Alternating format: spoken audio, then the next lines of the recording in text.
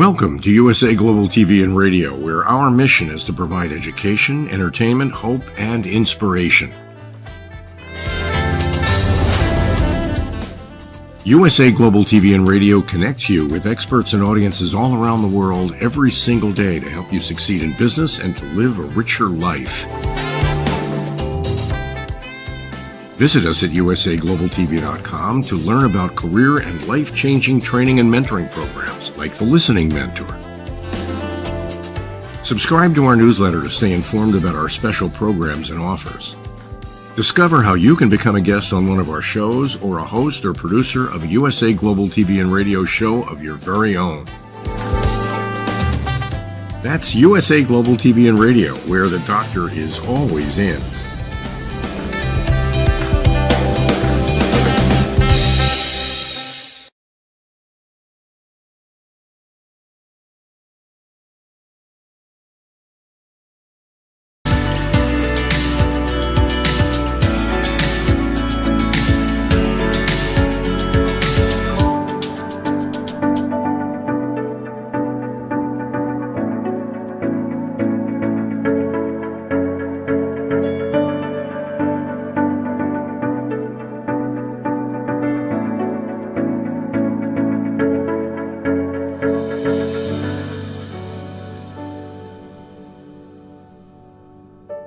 Hello, beautiful soul family, and welcome to Weekly Wisdom and Insights, your home for spiritually guided transformation and empowerment.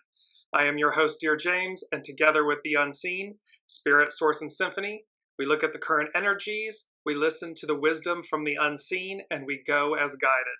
And this is all about our liberation and our empowerment and huge energies, huge shift coming up this week on Saturday.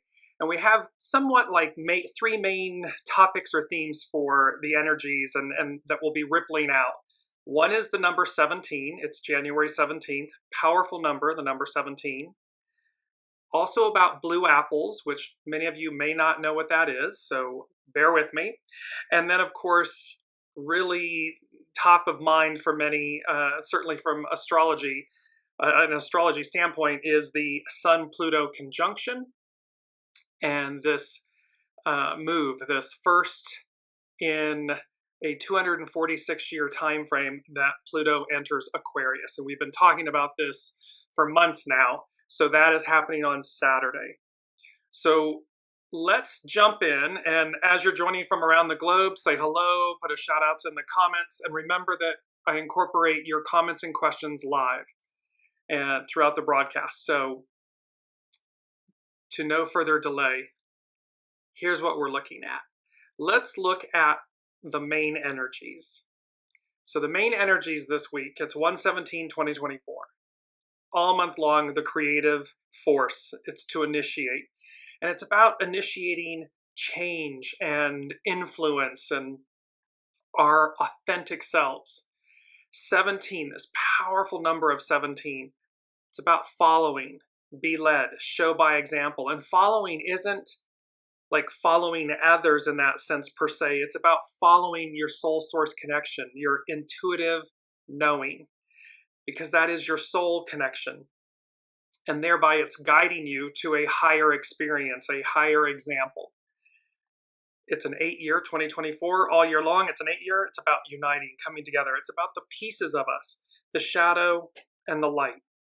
The purity of the void, the purity of the light, this unification coming together, as well as us then unifying with each other. Then we have the 1 and the 17 and the 7 of the 8 of the 2024 becomes a 25. Welcome, Deborah. And this was very interesting because, of course, normally in numerology, you add the single digits, which become a 16, which is about enthusiasm. And however, this time the unseen was guiding me to add the number, leave the number 17 whole and complete. And thus we get the 25. Welcome, Alicia. And it's about, 25 is about innocence and how we open to what is before us, what was before us and what is literally before us to come. And that it's innocence, because 16, enthusiasm, innocence, it's to be childlike. And remember, in scripture, in Christian scripture, it says, to enter the kingdom of heaven, you need to be childlike. And childlike meaning innocent, pure, good, this type of energy and essence. And last but not least, the 25 or the 16 become a 7. Of course, that was last year's energy, 7. Army, correct discipline, that we have everything, we have this legion with us, whether it's earth angels or heavenly angels, the unseen. These are the energies that we are working with, and that we have everything we need. At every moment of every day, we have everything we need. It's just about tapping into it. It's about the realization that that is true. It's not airy-fairy, pie in the sky. It's true. And all we need to do to invoke it, to connect with it, is to sit still and say, okay, God, source, symphony, higher power, what is it that I'm to do? What's the answer to this question or dilemma? It's connecting in a higher mind, higher octave. So these are the energies that we're working with. Now let's look, I'm going to jump ahead and tackle the big elephant in the room, and elephant meaning auspicious elephant. I mean, just gorgeous Sun-Pluto conjunct together. And they are at the very last degree. So coming up on Saturday, the 20th, the Sun and Pluto will be literally right next to each other like twins. And you're going to see a lot of doubles, twinning or doubles in the energies this week and what's rippling out. The point is, the Sun and Pluto on the 20th, about 2 o'clock-ish, 12:01, it's going, and by the way, that's Greenwich Mean Time. So that is going to be where the Sun and Pluto are at the final degree and the final arc minute of Capricorn.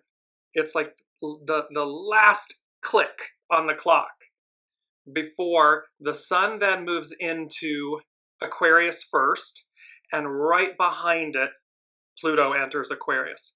And again, Pluto entering Aquarius and officially being there, first time in 246 years. French and American revolutions, Industrial Revolution. So all of this liberation, freedom, advancement. So it's game changing. So this is from astrobutterfly.com.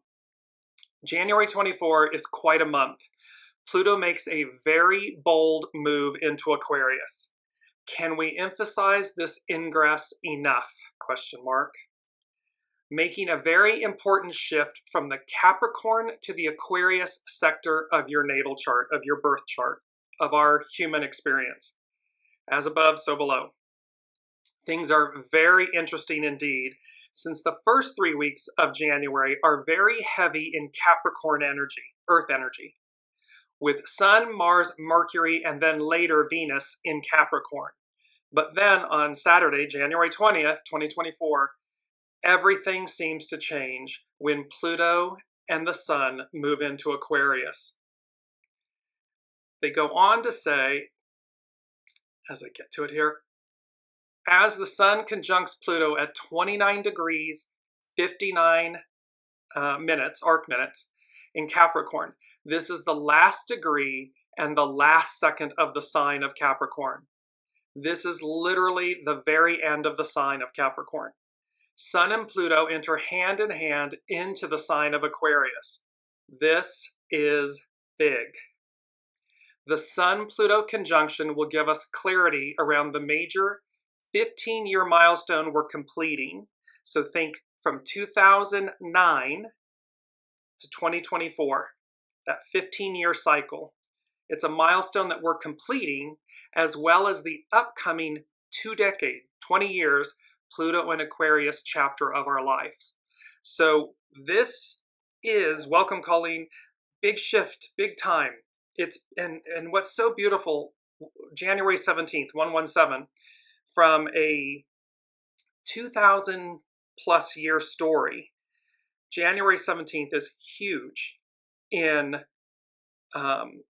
relation to the continuation of the teachings of Master Jesus by Mary Magdalene into Europe, into the south of France.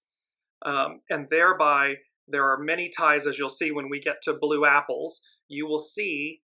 And what's fascinating is there is a connection between the crucifixion and resurrection and coming forward, this moment that precedes it all the way back with the Exodus. So there's a connection where Jacob and Caleb go in and spy in the land of Canaan before they actually enter it. And these two events are connected, and they have to do with blue apples. So you can see that there's such lineage and history. We stand on the shoulder of giants. We have emphasized that. The unseen has emphasized that so much. And this is individually too. Remember, we are who we are in this incarnation. So you are Deborah, you are Alicia, you are Colleen, you are Dearjames in this lifetime. Who were you before? Who were we, 8 billion souls on the planet? Who were these 8 billion souls before?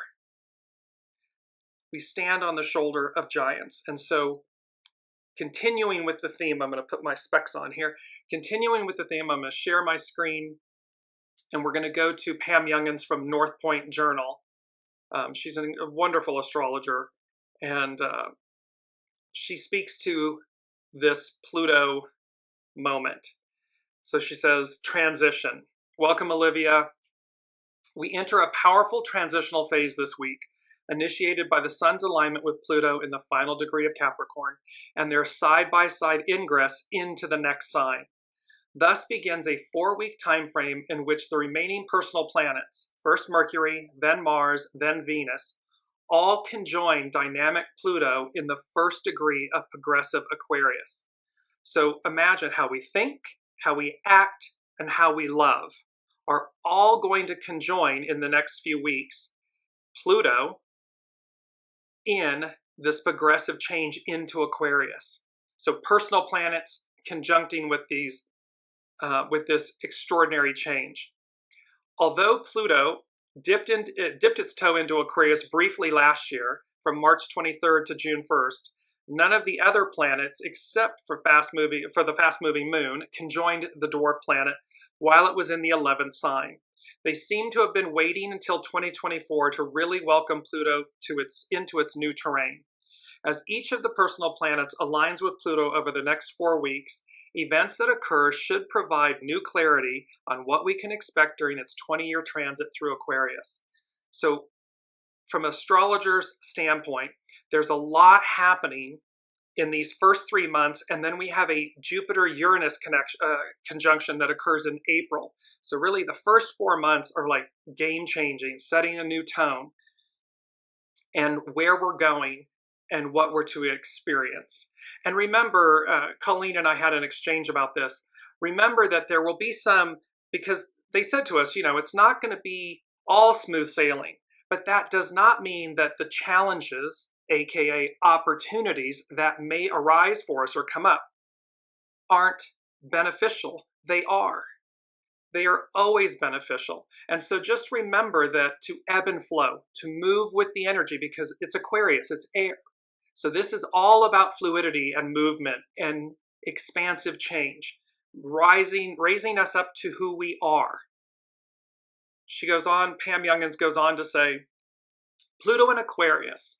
Pluto has a very long journey around the sun, taking 248 Earth years to complete one orbit.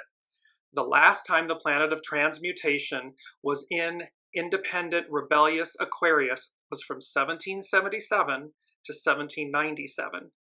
History records that the American and the French Revolutionary Wars were fought during those years, resulting in major changes in the power structures within each country.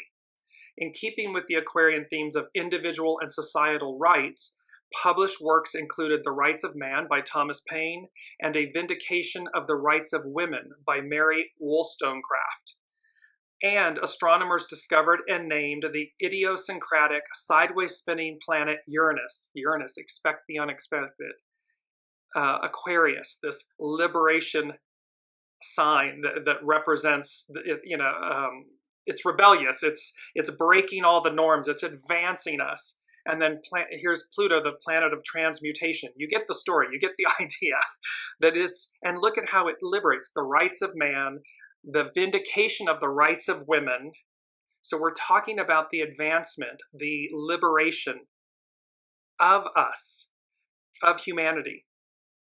And then here, the discovery of planet Uranus, which was given rulership of Aquarius by astrologers.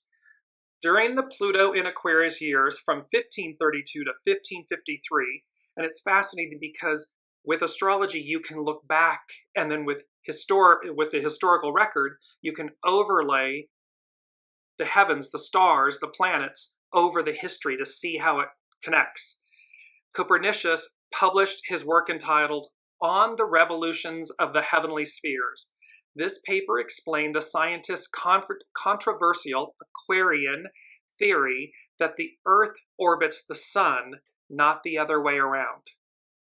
With this in mind, it is interesting to conjecture what revolutionary ideas will become accepted as fact over the course of the next 20 years. What galaxies, what life systems, what otherworldly beings may be discovered, will show up, they're present and they exist now. It's just to what degree do we see them?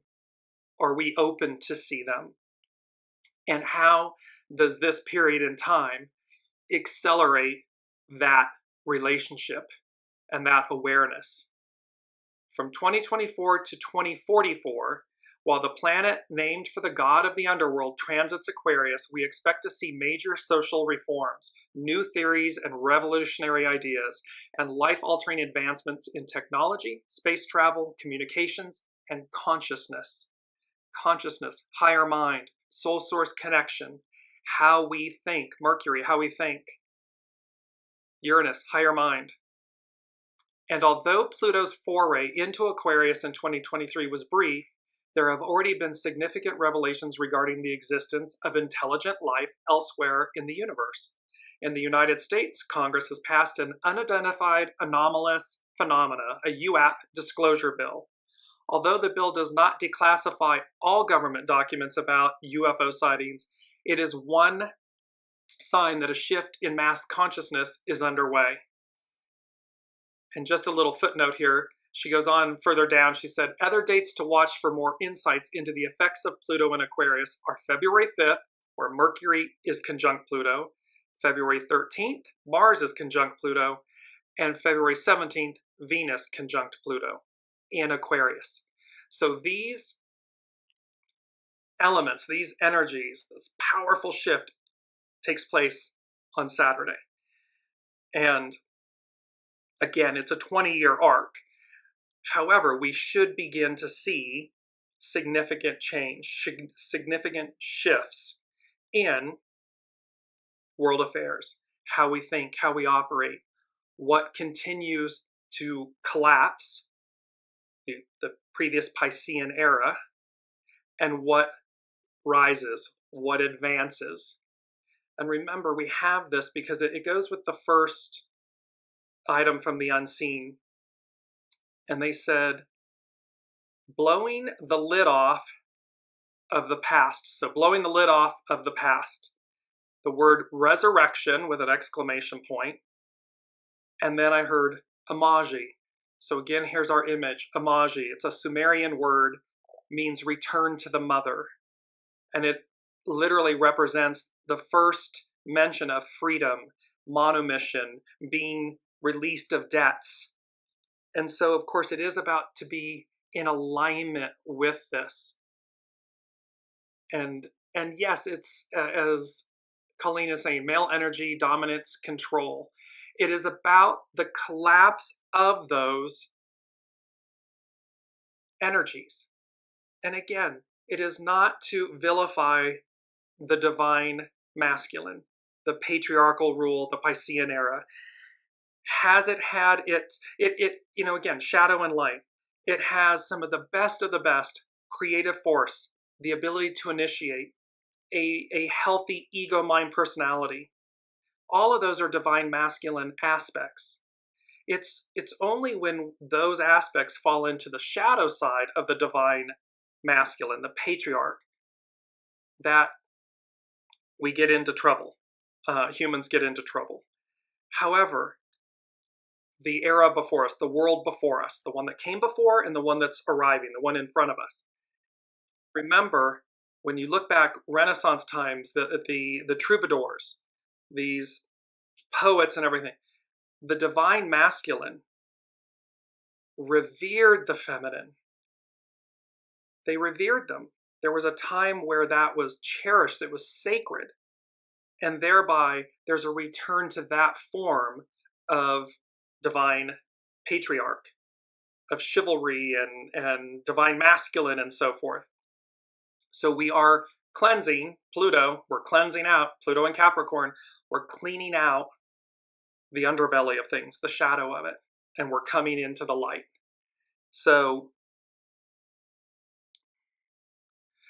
well, Colleen is saying we don't have to, they are doing that themselves. Yes, of course, but we do, because we all play a role. And this is so vitally important. Stay centered. Just because you operate from a place of grace and discernment and responsiveness doesn't mean that you condone a lesser action. Just don't contribute to the lesser action as well. Because if we demonize it, we're contributing to what we say we don't like. Because that, of course, is what the shadow element of the divine masculine has done. It demonizes, oppresses, suppresses, controls, all of these things. Well, we don't want to contribute to that energetic. So we want to be centered, aligned, and looking forward to the matriarchal, divine feminine, the return of that, and this resurrection of the divine feminine. The beauty of the fact that she, with the unseen, we're blowing the lid off of the past, exclamation point, resurrection, exclamation point, amagi, return to the mother. And the return to the mother is the nourishment, the value, the goodness. It's literally it's the irony. It's what we teach our children, and yet then we grow up to be adults and we abandon what you want that you've been taught or what you're teaching your children. Begs the question, why are you teaching them if you're going to abandon it? However, not to digress. The second item from the unseen 2B, they said, it's the song, but the lyrics, no more tiptoe through the tulips. And this is where, so it's a song, I believe Tiny Tim remade it, made it very popular. But the unseen was saying to us, no more tiptoe through the tulips. So in other words, there's no more soft pedaling, and it's because what came right behind it was absolute advance. And here's our beautiful image from a while ago of the word advance and that kind of orange golden light. But they're saying no more tiptoe through the tulips, absolute advance, absolute adventure, new. Things that invoke new experiences. And they're showing me the Wizard of Oz, like follow the yellow brick road. It was an adventure. And that adventure ultimately led to, you had your trusted companion, like the Fool in the tarot, the hero's journey, Dorothy, Toto. So there's the Fool with their trusted companion, the dog. And then, of course, she meets the Tin Man, the Scarecrow, and the Cowardly Lion. A brain, a heart, and courage. Grace. And ultimately, the adventure was about realizing she had everything she needed to return home. She had it all along. It wasn't outside of her. It wasn't the Wizard of Oz when they pulled back the curtain and, oh, it's really not quote-unquote God or a higher source. It's someone emulating. And yet, oh, you've had it all along. It's internal. It's within us. That's that army, legions, correct discipline. We have it all. So let me move into our main theme. Our main theme is blue apples. The mystery surrounds us. And then the word Stargate, because you will see how blue apples most likely has to do with a Stargate, a way of moving between worlds, realms. But again, remember these blue apples all the way back to Exodus, before entering the land of Canaan, the land of milk and honey, and then the resurrection, the crucifixion, the resurrection of Master Jesus, and 117. So our main theme is blue apples. And it specifically has to do with January 17th. It is the feast day of St. Anthony. And this, and you'll see here in a minute, in the tiny village of Rennes-le-Chateau in France, there is a mystery about a small parish and a small parish priest who purportedly stumbles upon a treasure that takes this little hamlet and its parish, church, and so forth from rags to riches, and unexplainably so. And how it ties back to what might be, quote unquote, that mystery treasure, this hidden treasure that has never been explained, that has been protected, and how that ties with Mary Magdalene and Master Jesus, purportedly their offspring, and a bloodline, and the Merovingian kings, the first kings of France, the Merovingian kings of France, and this ongoing lineage of what's considered royal blood, meaning of Master Jesus and Mary Magdalene and their offspring. It's very fascinating. And these blue apples, in this church, there is a window. It's called the Lazarus window. And on January 17th, today, at noon, the sun arcs through the window, pierces the window, and blue orbs form all around the head of Master Jesus on the altar in this church. They also appear other places, obviously as the sun shifts. But in essence, the point that they're making, and this church, by the way, it's a Catholic church, and it is probably the most heretical, and yet stands to this day. So it's quite interesting that these blue apples, these blue orbs, form around the crown of Master Jesus in this church. So this is our main theme. I'm setting up the story and then we'll go into it deeper. Here are the astro influences, as we mentioned. On January 20th, the Sun conjunct Pluto. This is on Saturday at that last degree of Capricorn. And then, of course, on the same day, first the Sun enters Aquarius. They're literally hand in hand. And then Pluto enters right with the Sun, right behind it. And as astrobutterfly.com said, this is big. This is a big deal. Because literally the Sun, our life force, is walking hand in hand with Pluto, the underworld, ushering in unity, doubles, walking together to usher in a new era. It's profound, it's unmistakable. It's not Pluto walking alone, and then literally again, Mars, Mercury, and Venus, boom, boom, boom, like in a procession. And we've just had, the coronation, of course, of King Charles, but just recently in Denmark of King Frederick X. So this changing of the guard and this advancement into the new, these are symbols of these same things. They're occurring right at this moment. So the abdication of Queen Margaret, and then her son taking the throne. And remember, royalty represented the gods, God, the higher hand, and so forth. So now let's look, and I want to show you quickly the astrological chart. This is for January 20th, right at, I believe it's right at 2 o'clock Greenwich Mean Time. And again, blue apples, Stargate. So the image you see, of course, there's the the Bennu bird, and then the Ben stone in 2024, a capstone moment. So this year is a capstone moment, the capstone of the pyramid, the all-seeing eye, higher mind, a higher octave. It's the way that they're saying the unseen is giving this to me right now is, again, imagine the base of the pyramid. It's 2/3 of the pyramid is this wide, heavy base.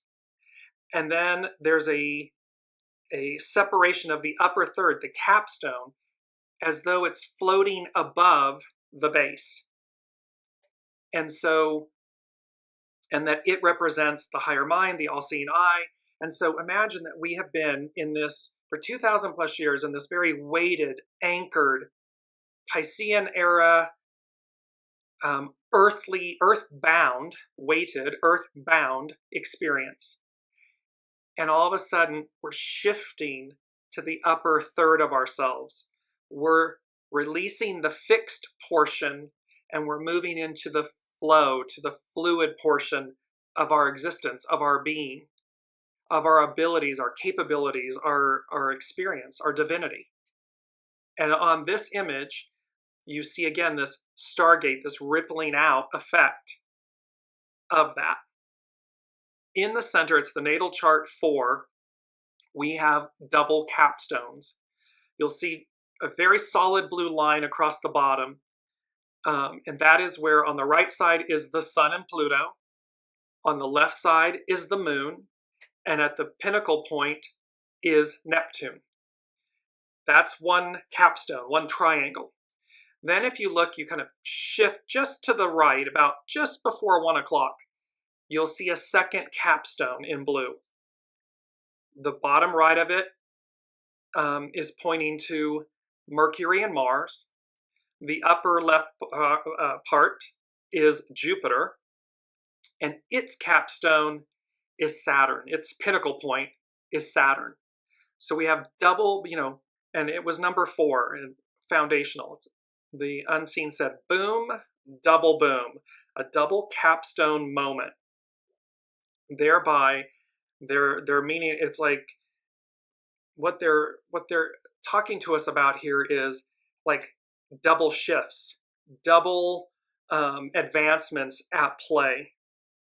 So again, be mindful individually how you may shift, and boom, double boom, changing jobs, changing relationships, changing residences, places, changing cities, major advancements, changing careers, changing mindsets, things that will happen in doubles. Boom, double boom. Whatever the shift is, it is for your highest and best. So flow with that, and this goes back to the exchange that Colleen and I had. View this, no matter what it is, view it from a higher place, a higher mind, because you'll want to see the beauty of the benefit of it. It is not to harm. It is not to hurt. It will always be to advance. And that is the point here. So we have these double boom, these double capstones that are at play. I want to move into, let me get to it. So 17, so the number 17 is big. And again, the unseen had us look at the number 17. Normally you would add the 1 and 7 together. They were like, no. You leave 17 whole. So the number 17 is associated with victory, the restoration of all things, spiritual perfection, and perfect order. The first time the number occurs in the Bible is significant. Genesis 7:11. And remember, 117, 711. 117, 711 represent the Master's journey. The Master's journey. And let me just bring this up. I'm going to bring up because this is really important, the Magician. We had this in last week's show, and they were showing this to us. The Magician is the first card after the Fool. The Fool is the 0 card. The Magician is the first card in the tarot. second card, but first, number 1. The star is the 17th card. 1, 1, 7, 7, 1, 1. And they are saying to us, the unseen is saying to us, this is about spiritual perfection, perfect order, this time, this restoration of all things. And something I missed in the show the other week, and I just saw it, and we had talked about the oroborus. When you look very closely at the belt that the magician is wearing in the tarot, it is a serpent eating itself.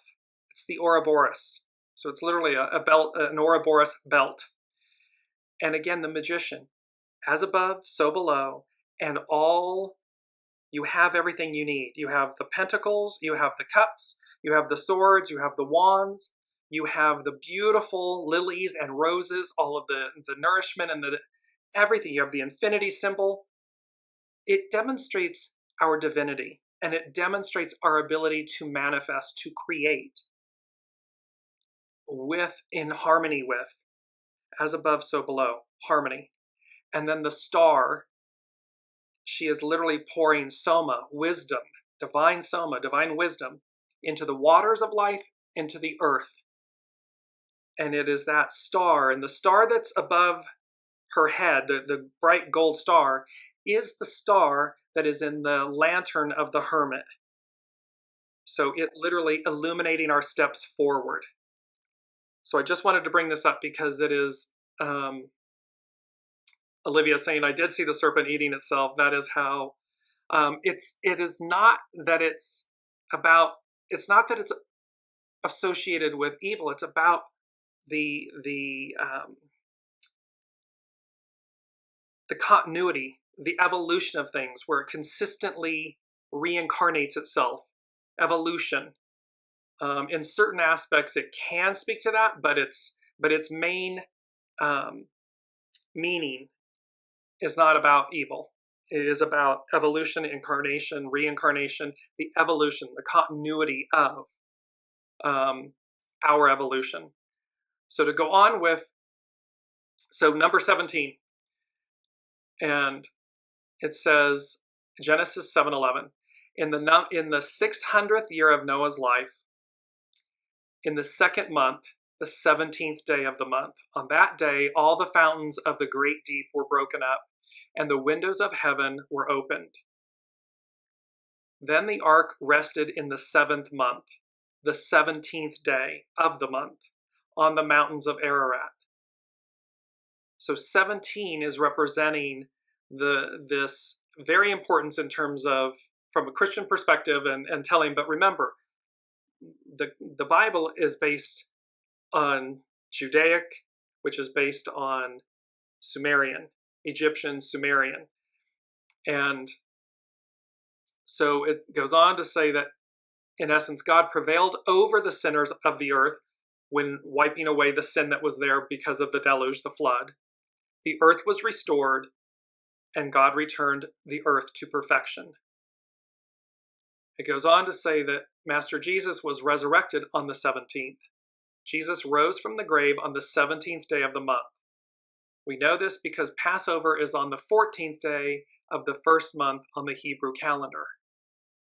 On the 14th day of the first month is the Passover of the Lord. Jesus died on Passover. For indeed, Christ, our Passover, was sacrificed for us. Then they led Jesus from Cephas to the praetorium, and it was early morning. But they themselves did not go into the praetorium, lest they should be defiled, but that they might eat at the Passover. But you have a custom. This is Cephas. But you have a. I'm sorry, not Cephas.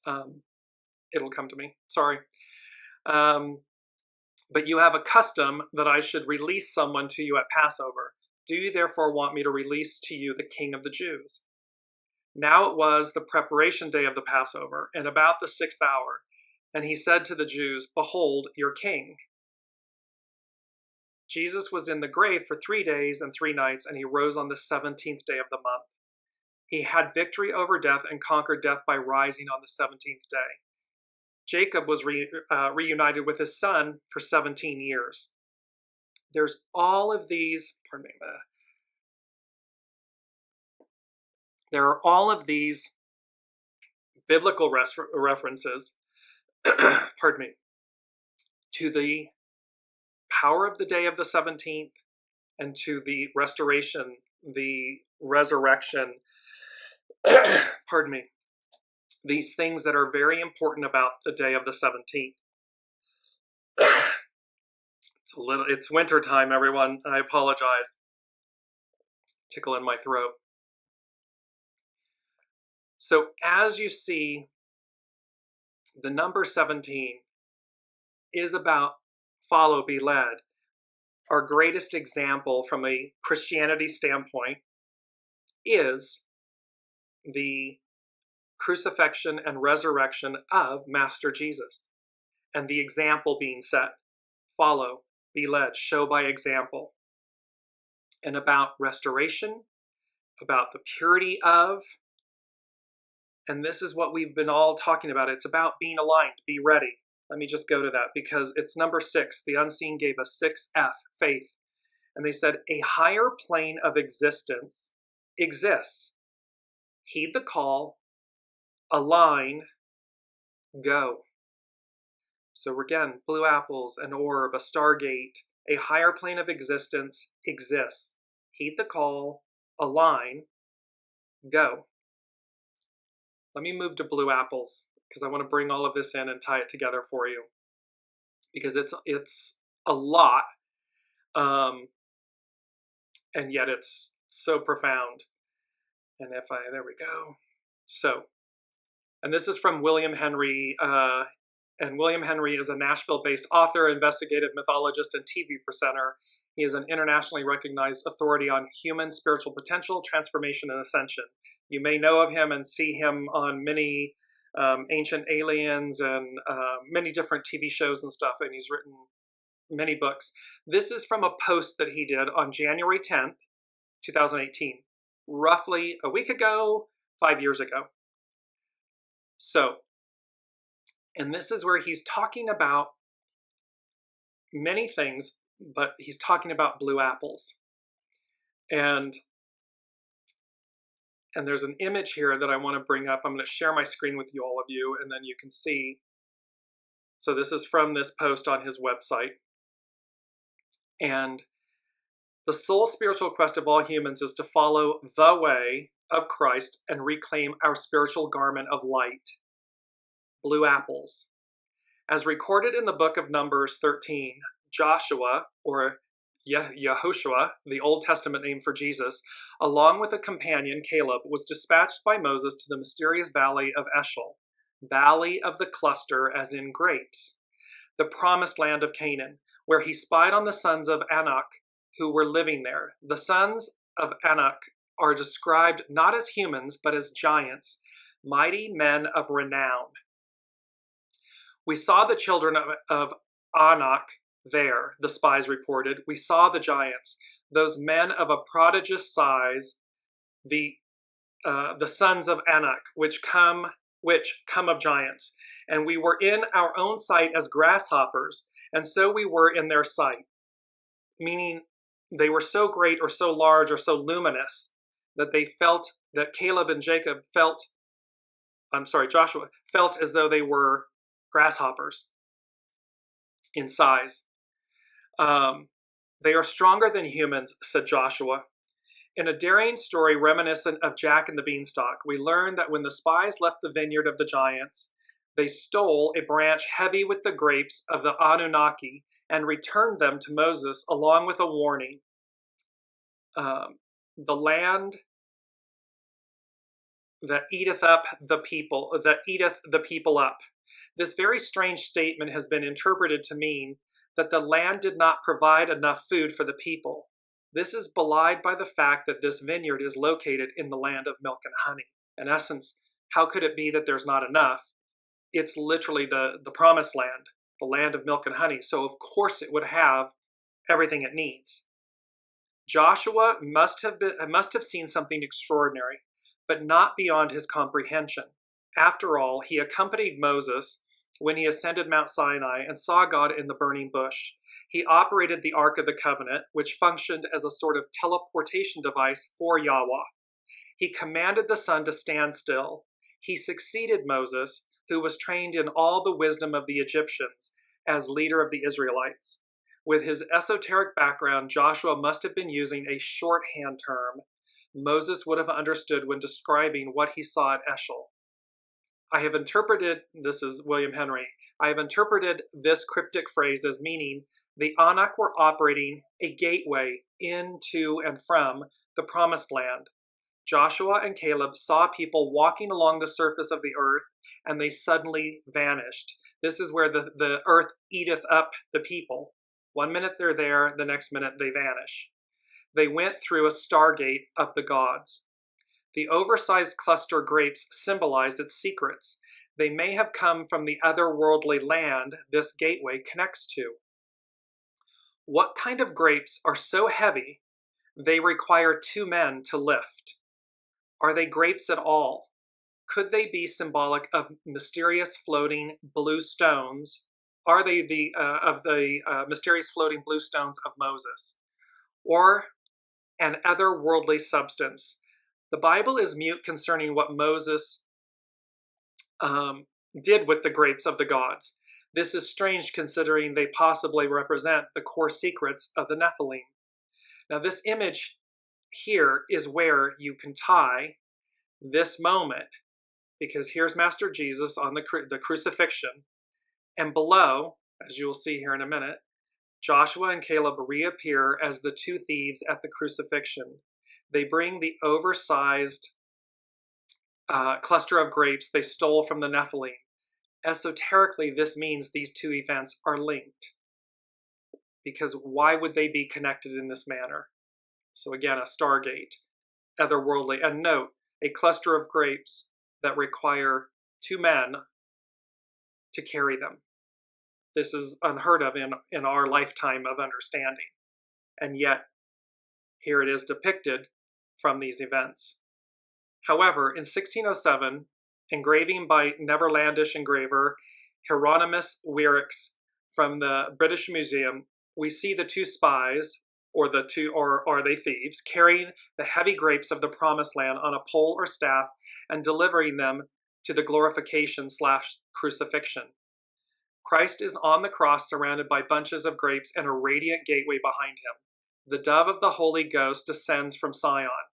What are these grapes doing at the crucifixion unless they are the keys to the Stargate? There is little doubt that this powerful engraving inspired the master of Sion's secrets, himself, the illustrious painter Nicolas Poussin, by uniting, and by the way, Rennes-le-Chateau, 117, Blue Apples, there are 2, and the Mystery Secrets, there are 2 painters, Renaissance painters. One is Nicolas Poussin, and the other is David Tenier Jr., the Lesser. By uniting the grapes and the ladder of the grapes of Sion, open the ladder to the gateway to heaven. Yeah, Colleen is saying we are watching that in real time. Exactly, there's this, and see here again, this painting by Poussin.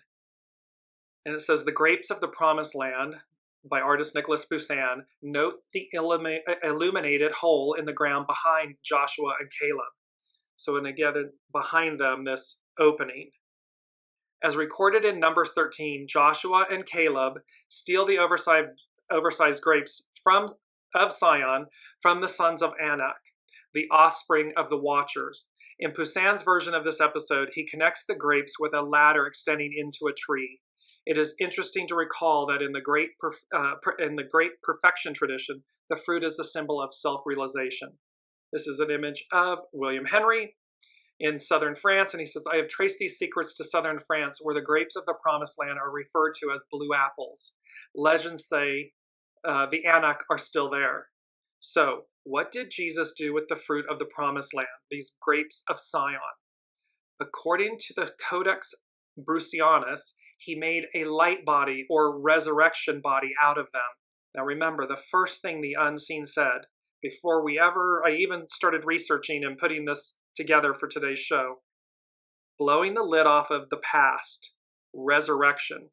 And here, William Henry is speaking to the blue apples, the Exodus, the land of Canaan, Joshua and Caleb coming back with these blue apples, and then they're appearing again at the crucifixion of Master Jesus, and he made a light body or resurrection body out of them, resurrection. And the Codex Brucianus, called the Gnosis of the Light, is a Gnostic text brought at Medinet Habu in Egypt for Scottish traveler James Bruce in 1769. It was translated at Oxford by scholar Carl Schmidt in 1892. It contains the first and second books of Jude and 3 fragments, an untitled text which tells of the Cepheus, an untitled hymn, and the text on the passage of the soul through the archons of the mist. This text says, "For Jesus, the fruit of the aeons, became a body of light. He crossed the aeons of the indivisible body until he came to the alone begotten, who is the monad and who dwells in peace and solitude," to, of course, what's known as the Father. He received the grace of the alone begotten, that is to say, his Christhood or his perfecting. Also, he received the eternal crown. And remember, they were saying to us in last week's show, it's about finishing the race. It's about the crown of righteousness. He is the Father of all light sparks, the chief of the immortal bodies. In other words, Jesus used the heavy blue grapes, stones, to make, and remember stones, the Ben stone, Jacob's ladder. He took a nap or fell asleep with his head resting upon a stone. To make his light body and to open the Stargate to Sion. This is the secret of the Nephilim. So, while this is certainly otherworldly, all of this that we're discussing, that is exactly the point. This is the age of Aquarius, the age of enlightenment, the age of the divine feminine, the divine matriarch, and this resurrection, this return. And it's about the impossible being the possible. Anything's possible. All ancient societies speak to, and it doesn't matter where on the globe, whether it's in Mexico, the Mayans, in Peru, in Christianity, the Sumerians, all these different societies speak to otherworldly, or the gods assisting humans. And it says to us at some point, they were with us. Then they, quote unquote, air quotes, go away, so to speak, but they don't go away. It's just the veil is stronger. And the message here is about the alignment. Heed the call, be aligned, and go. Why? Because number 5 is about change, and 3 and 5 go together. So I hear you knocking, but you can't come in, which I didn't tell you all. So I hear you knocking, but you can't come in is number 3. And then I heard the word peace, and then immediately followed by the song by Kelly Clarkson, Piece by Piece. And the song is about, in this instance, what they're saying is, piece by piece, you collected me up off the floor where you abandoned things. Piece by piece, you made me believe again in man and in the Father who would stay. I'm paraphrasing the lyrics. This is spoken from the standpoint of the Father of this, because in Matthew 25, and let me just bring this up, there is something, it speaks to the midnight messenger. And so number 3 is, I hear you knocking, but you can't come in. Peace, and then piece by piece, this being reassembled, saved, nourished. And 5 is, the Stargate of Awakening opens. So blue apples, Stargate. The Stargate of Awakening opens. You choose your choice. And these two things connect to Matthew 25, which is known about the midnight messenger. And it says, "Then the kingdom of heaven shall be likened to 10 virgins who took their lamps and went out to meet the bridegroom being Master Jesus. Now 5 of them were wise and 5 were foolish. Those who were foolish took their lamps and took no oil with them. But the wise took oil in their vessels with their lamps. But while the bridegroom was delayed, they all slumbered and slept. And at midnight a cry was heard." Now, we have talked about midnight, at the strike of midnight. That has been in the shows for the last 2+ years. "Behold, the bridegroom is coming. Go out to meet him." Then all those virgins arose and trimmed their lamps. And the foolish said to the wise, "Give us some of your oil, for our lamps are going out." But the wise answered, saying, "No, lest there should be not enough for us and you, but go rather to those who sell and buy for yourselves." They hadn't done the works. They were being foolish. They weren't aligned. They weren't ready. They weren't in alignment with divinity, the divine feminine, the arc of destiny. And so the wise said to the foolish, "No, go find it for yourselves. Go do the works. Go purchase it." And while they went to buy, the bridegroom came. And those who were ready, went in with him to the wedding, and the door was shut. Afterward, the other virgins, the 5, the foolish, came also, saying, "Lord, Lord, open to us." But he answered and said, "Assuredly, I say to you, I do not know you. Watch, therefore, for you know neither the day nor the hour in which the Son of Man is coming." And remember, yes, this can speak to the end times, and it can speak to, but remember, it's about a whole new order, a whole new way, the end of a time, the end of an era, and the beginning of a new one. And are you caught up? Are you part of the wedding, the glory? Or are you unprepared, foolish, and don't have everything you need because you were looking in the wrong place? You weren't, or you didn't believe, or whatever it may be. I know these are big, heavy topics, and I apologize in the sense that it is putting a lot together.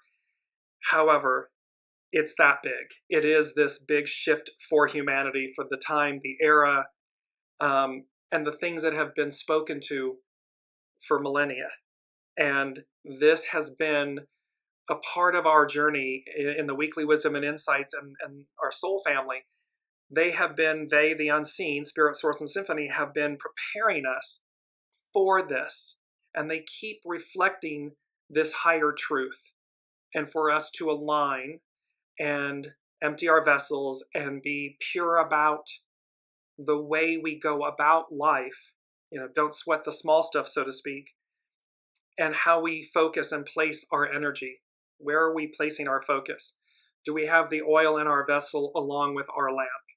Ready to go, ready to move forward, ready to ascend in that sense. Last but not least, our mantra doubles. 2 sheep. Innocence reborn. Innocence released.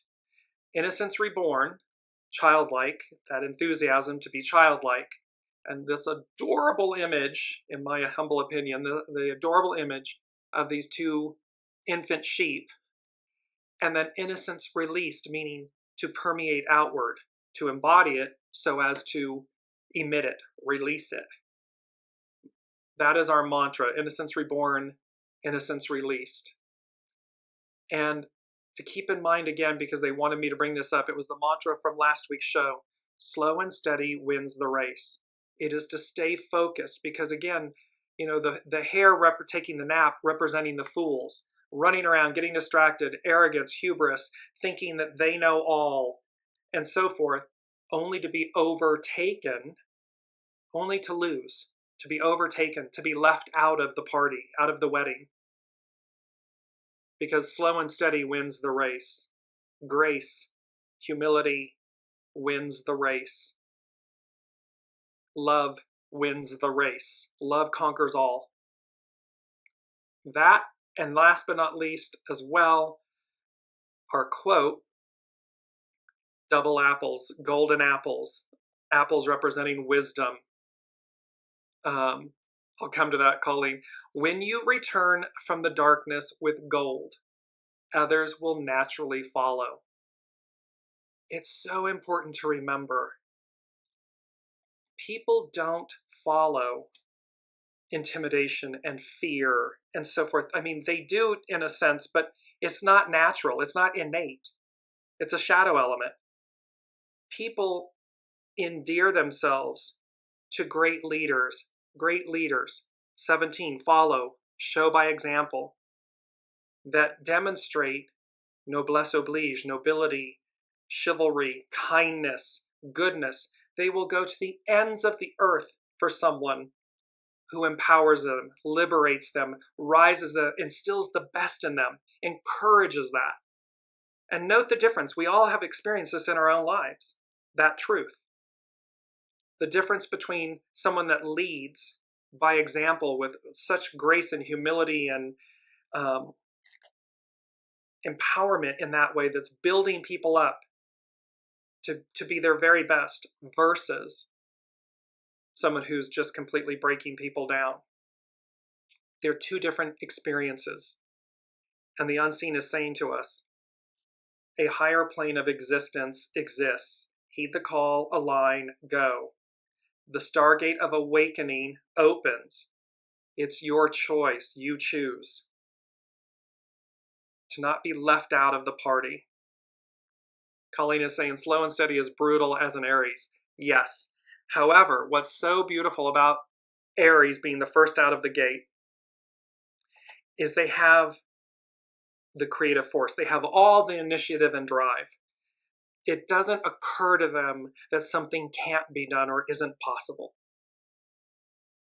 Their Achilles heel, their shadow, is that too much may be possible, and they get fragmented and dispersed.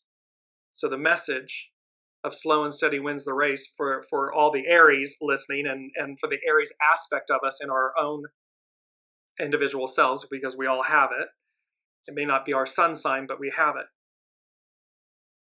Is heed the call, align, go as guided, go. In that way, and that will help us. And last but not least, mindful of the time, it's number 7. So again, this all culminates in a number 7, and the 7th item is, they said, the foundation of God's word. And remember, we had this image. The 7 represents the foundation of God's word, the completion, the divine fulfillment, the perfection.